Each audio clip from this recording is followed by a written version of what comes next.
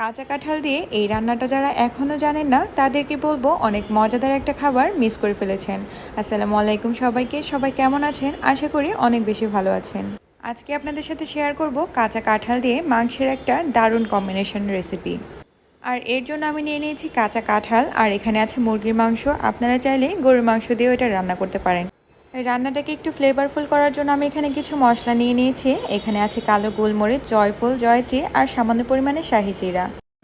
এখন রান্নার জন্য সসপ্যানে পরিমাণ মতো তেল দিয়ে দিব তেজপাতা, দারচিনি আর এলাচ, আর দিয়ে দিব কিছু কেটে রাখা পেঁয়াজ।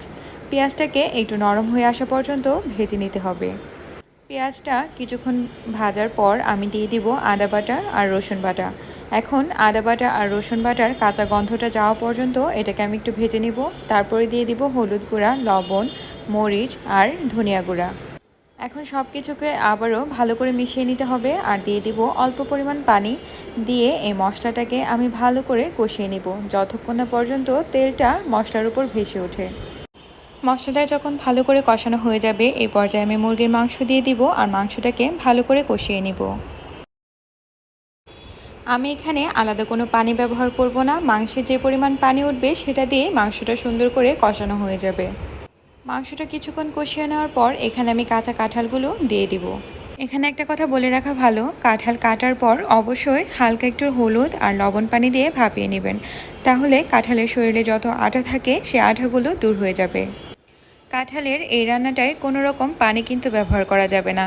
চুলার আঁচটাকে মিডিয়াম টু লোতে রেখে বারবার কিছুক্ষণ পরপর নেড়ে চেড়ে দিতে হবে যেন নিচ দিয়ে লেগে না যায়।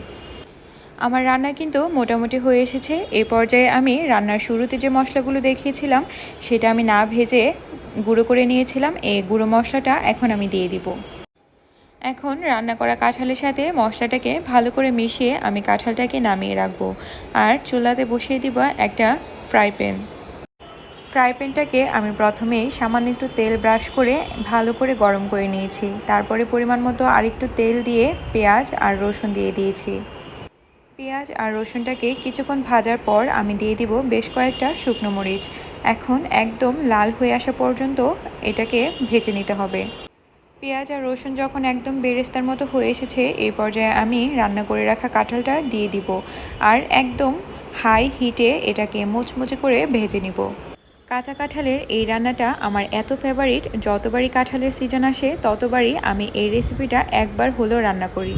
আমি তো আপনাদেরকেও রিকোয়েস্ট করব একবার হলেও এই রেসিপিটা ট্রাই করার জন্য। বিশ্বাস করেন একবার খেলে বারবার খেতে ইচ্ছে করবে। গরম ভাতের সাথে এরকম একটা রেসিপি হলে এক প্লেট ভাত এমনিতেই শেষ হয়ে যাবে। আর দেখুন দেখতেও কতটা লোভনীয় লাগছে, তাই না?